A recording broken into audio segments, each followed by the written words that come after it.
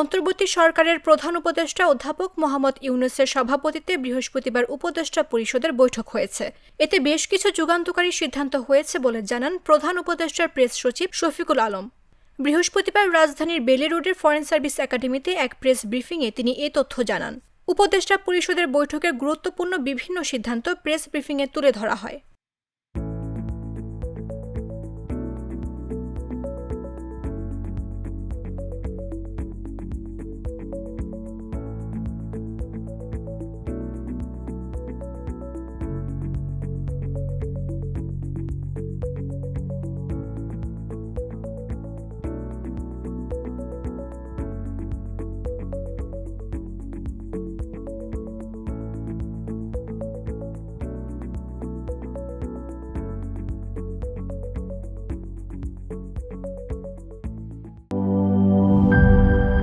একনল hand wash 100% paraben free, তাই নিরাপদ হাতের জন্য আস্থা রাখুন একনলে।